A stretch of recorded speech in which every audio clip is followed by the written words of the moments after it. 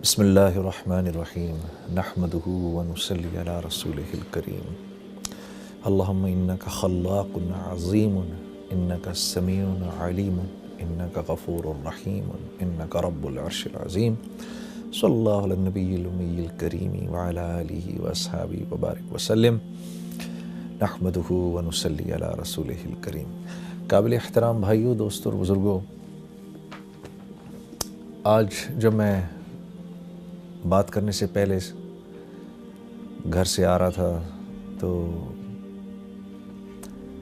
میرے دماغ میں ایک بات گھوم رہی تھی جو آج سے تقریباً 18 سال پہلے کی ہے،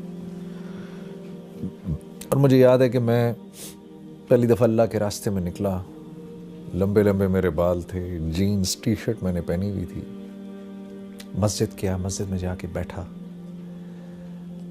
اور اس وقت عشاء کے بعد کا ٹائم تھا، مسجد میں کوئی تھا نہیں، لوگ جا چکے تھے، اکا دکا لوگ تھے۔ تو ایسے میں نے قرآن پکڑا، قرآن پکڑ کے ہی میں نے کھولا بڑے عرصے بعد، تو جن آیتوں پر میری نظر پڑی، قرآن کھولا تو 18واں پارہ کھل گیا، اور جن آیتوں پر میری نظر پڑی اس میں سے پہلی آیت تھی قد افلح المؤمنون، اور نیچے اس کے معنی لکھے ہوئے تھے بالتحقیق کامیاب ہو گئے مومنین۔ تو میں اس کو دیکھتا رہا، اس آیت کو دیکھ کے آگے میرے سے پڑھا نہیں گیا، مجھے خیال آیا کہ کامیاب ہو گئے مومنین۔ تو کامیابی تو میرے نزدیک اس وقت کوئی اور چیز تھی، اس وقت میرے نزدیک کامیابی تھی پیسے کا ہونا، شہرت کا ہونا، نام کا ہونا، مال کا ہونا، لوگوں میں جانا، پہچانا جانا، یہ میرے نزدیک کامیابی تھی۔ لیکن مجھے اس بات کا بھی احساس تھا کہ یہ اللہ کا کلام ہے، اور کچھ تھوڑا بہت میرا وقت کیونکہ لگ چکا تھا تو مجھے اس بات کا احساس ہو گیا تھا کہ اصل کامیابی تو وہ ہے جو اللہ کے ہاں کامیابی ہے، اصل کامیابی وہ نہیں ہے جس کو میں کامیابی کہوں۔ یہ بات بھی ذرا سمجھنے کی ہے۔ اللہ جس کو کہے وہ کامیاب ہے، اس کی کیا وجہ ہے؟ اس کی وجہ ایسے سمجھاتے ہیں علماء کرام، یہ اتنی کائنات ہے نا جو ہمیں آپ کو نظر آتی ہے، یہ ساری کی ساری اللہ نے انسان کے لیے بنائی ہے، اور انسان کو اللہ نے اپنے لیے بنایا ہے۔ اب اس کائنات میں جو چیز میری ضرورت کی ہے وہ میرے لیے جتنی ضروری ہے نا، اس کی اتنی ہی اونچی قیمت ہے۔ اگر گاڑی انسان کی ضروریات کو پورا کرتی ہے تو اس گاڑی کی قیمت ہے، اور وہ قیمت کس نے لگائی ہے؟ انسانوں نے۔ کیوں؟ کیونکہ گاڑی انسان کی ضروریات کو پورا کرنے کے لیے ہے، انسان گاڑی کے لیے نہیں بنایا گیا، گاڑی انسان کے لیے بنائی گئی ہے۔ تو یہ گاڑی جب تک اس کی ضروریات کو پورا کر رہی ہے اس وقت تک اس کی قیمت ہے۔ جس دن یہ انسان کی ضروریات کو پورا کرنا بند کر دے گی اور اس کی جگہ کوئی اور چیز اس سے بہتر ضرورت پورا کرے گی تو یہ سڑک پہ چلنے والی تمام گاڑیاں لوہے کے بھاؤ بکیں گی، یہ اپنی قیمت چھوڑ دیں گی۔ کیوں؟ اب انسان کے ہیں ان کی کوئی قیمت نہیں۔ تو یہ جتنی کائنات ہے اس کی ہر چیز کو اللہ نے انسان کے لیے بنایا ہے۔ پھل، سبزیاں، یہ بہتے جھرنے، یہ دریا، یہ ہوائیں، یہ بدلتے موسم، یہ سب انسان کے لیے ہے، اس کو سکھ پہنچانے کے لیے ہے۔ اور اس کائنات میں جو کچھ ہے وہ جتنی انسان کی ضرورت کو پورا کر رہا ہے اتنا ہی قیمتی ہے، اور جو انسان کی ضرورت کو پورا نہیں کر رہا وہ اتنا ہی بے قیمت ہے۔ کیوں؟ کائنات انسان کے لیے بنی ہے۔ اسی طرح کیونکہ انسان اللہ کے لیے بنا ہے تو انسان کی قیمت بھی اللہ ہی لگاتے ہیں، انسان خود اپنی قیمت نہیں لگا سکتا۔ بڑے بڑے بادشاہ آئے، بڑے بڑے کر و فر کے ساتھ آئے۔ فرعون نے تو اپنے آپ کو آ کر کہا انا ربکم الاعلی، میں تو بہت بڑا رب ہوں، کہتا پھرے، کیونکہ اللہ کے ہاں بے قیمت ہے تو دنیا سے تو مرنے سے پہلے ہی اللہ نے اس کو بے قیمت کر دیا، اور مارنے کے بعد اللہ نے اس کو پرزرو کر دیا اور آنے والی نسلوں کے لیے عبرت کا نشان بنا دیا۔ کیوں؟ کیونکہ یہ اللہ کے ہاں بے قیمت تھا، اب یہ قیامت تک بے قیمت رہے گا۔ کوئی اپنے آپ کو کچھ بھی سمجھتا پھرے؟ جو اللہ کے ہاں قیمتی ہے وہ دراصل قیمتی ہے۔ کیوں؟ کیونکہ انسان بنا اللہ کے لیے ہے۔ وَمَا خَلَقْتُ الْجِنَّ وَالْإِنسَ إِلَّا لِيَعْبُدُونَ، ہم نے جن و انس کو بنایا ہی اس لیے ہے کہ یہ ہمارے بن کے رہیں۔ اللہ، جیسے ہم کہتے ہیں نا لا الہ الا اللہ، نہیں کوئی معبود سوائے اللہ کے، ہو ہی نہیں سکتا۔ بالکل اسی طریقے سے نہیں بنایا ہم نے جن و انس کو سوائے اس کے لیعبدون، کہ میری عبادت کریں، میرے بن کے رہیں۔ انسان بنا اللہ کے ہاں ہے، کہ اللہ کے لیے ہے، انسان اللہ کے لیے بنا ہے، اس لیے اس کی قیمت بھی اللہ ہی لگاتے ہیں۔ تو جب میں نے پڑھا نا قد افلح المؤمنون، کامیاب ہو گئے مومنین، تو مجھے تھوڑی دیر کے لیے لگا جنید تو اپنے آپ کو کتنا کامیاب سمجھتا ہے، اپنے آپ کو کتنا بڑا سٹار سمجھتا ہے، چیک تو کر، کیا تو واقعی ان کامیاب لوگوں میں سے ہے؟ کیا تو واقعی اتنا کامیاب ہے جتنا کامیاب تو اپنے آپ کو سمجھتا ہے؟ تو میں نے ان اگلی 10 آیتوں کو پڑھنا شروع کیا کہ یہ آیتیں کیا کہہ رہی ہیں۔ قد افلح المؤمنون، بالتحقیق مومنین کامیاب ہو گئے۔ اب یہ مومنین ہیں کون؟ یہ تو دیکھیں۔ تو ان کی پہلی صفت کیا ہے؟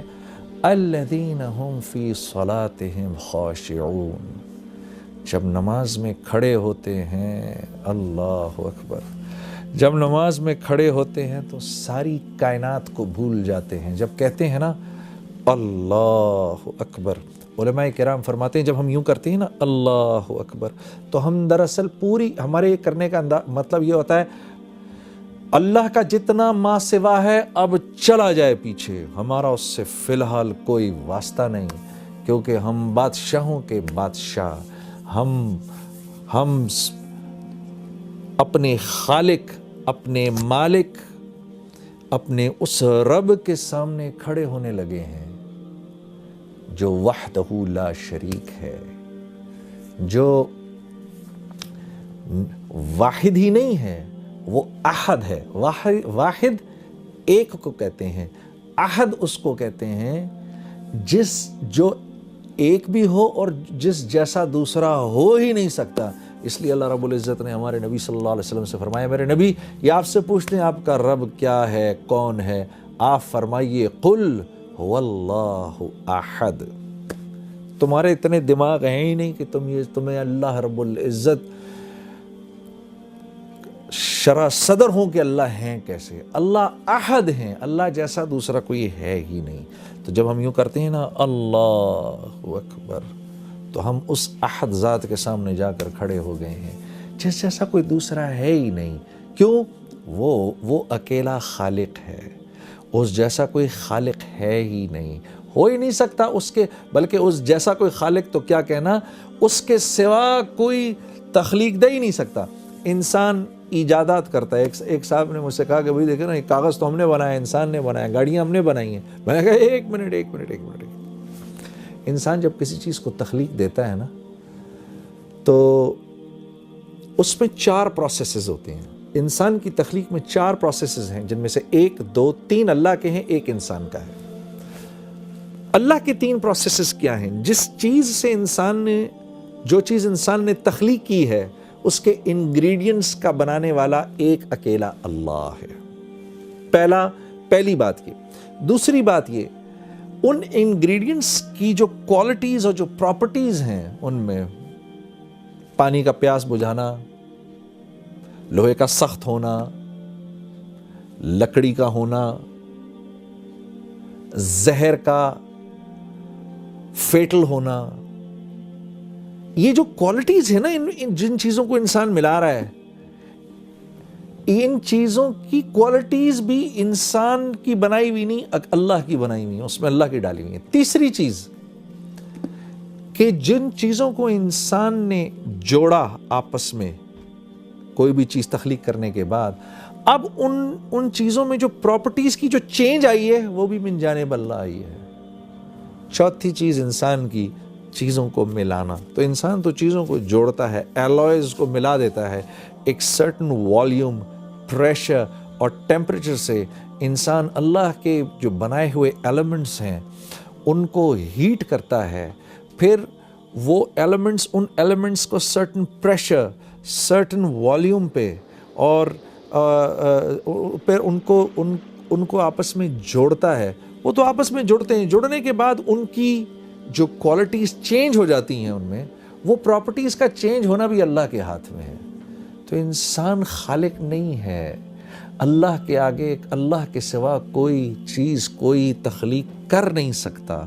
تو جب اتنے بڑے رب کے سامنے میں کھڑا ہوا ہوں، میرا دماغ ادھر ادھر جائے، اللہ فرماتے ہیں جو کامیاب لوگ ہیں، جب وہ میرے سامنے کھڑے ہوتے ہیں، successful people, when they stand in front of me, they forget everything around them. اپنے ارد گرد کی ہر چیز کو بھول کے ایسے کھڑے ہوتے ہیں نماز میں. جب یہ علماء کرام فرماتے ہیں، جب یہ آیت اتری تو اللہ کے نبی صلی اللہ علیہ وسلم، یہ تو عربی زبان میں تھی، صحابہ کرام کے پوچھنے پر جب آپ نے صحابہ کو سمجھایا کہ اس سے مراد کیا ہے، ہاتھ باندھ کے، نظر نیچی، دل کا پیالہ خالی، اس میں سوائے اللہ کی محبت کے کچھ نہ ہو، نماز پڑھنے کو دل کر رہا ہو، ایک بڑے بادشاہ کے سامنے کھڑے ہونے کی کیفیت ہو، خالق و مالک اپنے محسن کے سامنے کھڑے ہونے کی ایک کیفیت ہو، اس کیفیت سے کھڑا ہونا خشوع خضوع ہے. تو صحابہ کرام پہلے تو نماز سے پہلے آسمان کی طرف دیکھ لیا کرتے تھے، اس کے بعد وہ اپنی نظریں نیچی گاڑ کے رکھتے تھے. حضرت ابوبکر صدیق رضی اللہ تعالیٰ عنہ کے بارے میں تو آتا ہے کہ جب آپ نماز میں کھڑے ہوتے تھے تو ایسے کھڑے ہوتے تھے جیسے کوئی ایک لکڑی کی شاخ زمین میں گاڑ دی گئی ہو. اس ادب و احترام سے نماز میں کھڑے ہوا کرتے تھے. تو الذین هم فی صلاتهم خاشعون، صحابہ کرام کا یہ شعار تھا. اس کے بعد کہ جیسے اللہ کے نبی صلی اللہ علیہ وسلم فرماتے تھے نا کہ میری آنکھوں کی ٹھنڈک نماز میں ہے، تو صحابہ کرام بھی اپنے دل کے پیالے کو خالی کر کے نماز میں کھڑے ہوا کرتے تھے. اور ہاں میرے دوستو، اگر غور کرو، کسی نے حضرت عمر رضی اللہ تعالیٰ عنہ سے پوچھا، آپ کو اللہ نے اتنی بڑی سلطنت عطا فرمائی، یہ اتنی بڑی سلطنت آپ سے بن کیسے گئی؟ تو فرمایا، عربی کا جملہ تھا، مجھے تو یاد نہیں، لیکن اس کا مفہوم یہ تھا کہ دن ہم گھوڑے کی پیٹھ پر گزارتے تھے اور رات جانماز پر گزارتے تھے. اس طرح اللہ نے ہم کو یہ سارا کا سارا عالم عطا فرمایا. اور مسلمان کے ہیں بھی یہی 2 کام، حرکت میں رہنا، متحرک رہنا، اللہ کے دین کے لیے دور دور تک جانا اپنے اوقات کو فارغ کر کے، اور لوگوں تک اللہ کی بات کو پہنچانا، اللہ کی تعریف کرنا، اس کے نبی کی تعریف کرنا. دن میں ان لک فی النہار سبحا طویلا، اللہ رب العزت ہمارے نبی صلی اللہ علیہ وسلم کے بارے میں فرما رہے ہیں کہ اے میرے نبی، صبح آپ لوگوں کے سمندر میں تیر رہے ہوتے ہیں. جب اللہ یہ کہیں تو سوچو اللہ کے نبی کیسے لوگوں کے پاس جایا کرتے ہوں گے، کیسے لوگوں کے، اے میرے نبی دن بھر آپ لوگوں کے سمندر میں تیر رہے ہوتے ہیں، لوگوں تک اللہ کی بات پہنچا رہے ہیں. تو یہ کام ہے ہمارا. اور رات کو اللہ کے سامنے خشوع و خضوع سے کھڑے ہو جانا. کہ کسی اللہ والے سے یہ سنا کہ تہجد کی نماز کے بعد جو دعا ہے وہ ایسی پر اثر ہوتی ہے کہ جیسے کوئی تیر انداز نشانے پر اپنے تیر کو مارے، ایک انتہائی شاطر تیر انداز اپنے تیر کو نشانے پر مارے تو وہ نشانے پر جا کے لگے. ایسی ہی دعا اللہ کے ہاں قبول ہوتی ہے رات کو. میرے عزیز دوستو، کیونکہ ہم اللہ کو ویسا سمجھتے نہیں جیسی اللہ کی ذات ہے، وما قدر اللہ حق قدرہ والارض جمیعا، ہم کیونکہ اللہ کی قدر ویسی کرتے نہیں، اللہ خود فرما رہے قرآن میں، تو اس وجہ سے اللہ سے ویسا تعلق بنتا نہیں. جب اللہ سے ویسا تعلق بنتا نہیں تو پھر ہم اپنی ضروریات، کیونکہ ہم اللہ سے ایسا تعلق بناتے نہیں، اس لیے میرے دوستوں دل اللہ کی ذات کا تاثر بھی نہیں لیتا. اور انسان کی ہر ضرورت اللہ سے جڑی ہوئی ہے. انسان کی ہر ضرورت جو ہے وہ اللہ سے جڑی ہوئی ہے. دیکھیے یہ آنکھیں ہیں میرے پاس، میں ان سے دیکھتا ہوں. کیا میں ان سے دیکھتا ہوں؟ جس بھائی کے پاس آنکھیں نہ ہوں اس سے پوچھو تو صحیح جا کر. ہاں، یہ جملہ ہی باطل جملہ ہے جو میں نے ابھی کہا ہے کہ میں آنکھ سے دیکھتا ہوں. وہ آپ سے کہے گا آنکھ تو میرے پاس بھی ہے. آنکھ سے نہیں دیکھتے، اس میں اللہ کا امر ہے میرے بھائی. جس سے تو دیکھتا ہے، میرے لیے وہ امر نہیں دیکھنے کا ہے تو نہیں دیکھ سکتا، آپ کے لیے دیکھنے کا ہے تو آپ دیکھ سکتے ہیں. آنکھ تو میرے پاس بھی ہے. یہ زبان ہے میرے پاس، بھینس کی اس سے 4 گز لمبی زبان ہے. اگر زبان ہی بولتی تو بھینس بولتی، کیوں نہ بولتی؟ زبان نہیں بولتی. جو میرا بھائی بول نہیں سکتا اس سے پوچھو، وہ کہے گا دیکھو زبان میرے پاس بھی ہے. زبان نہیں بولتی، اس میں چھپا ہوا اللہ کا امر ہے جس سے آپ بولتے ہیں. آپ کے لیے امر ہے، میرے لیے نہیں. اللہ الذی خلق 7 سماوات ومن الارض مثلہن یتنزل الامر بینہن لہ ملک السماوات والارض وإلی اللہ ترجع الامور. یہ وہ رب ہے کہ دنیا میں ہونے والا ہر امر اپنے ہونے سے پہلے اللہ سے پوچھتا ہے، یا اللہ تو مجھے بتا میں نے کیسے ہونا ہے. عزیز دوستو، کیونکہ دل اللہ کی ذات کے تاثر سے خالی ہے، اس لیے نماز میں جی نہیں لگتا، اور نماز سے اپنی ضروریات کے پورا ہونے کا یقین بھی نہیں ہوتا. جب ہم لوگوں کے سامنے اللہ کی تعریف کرتے ہیں تو اس یقین کو ٹھیک کرنے کے لیے کرتے ہیں کہ ملے گا تو اللہ کے ہاں سے ملے گا، کریں گے تو اللہ کریں گے. ہاں، جو کچھ جہاں جہاں سے ہوتا آ رہا ہے وہاں سے نہیں ہو رہا، کرنے والی ذات اللہ کی ہے.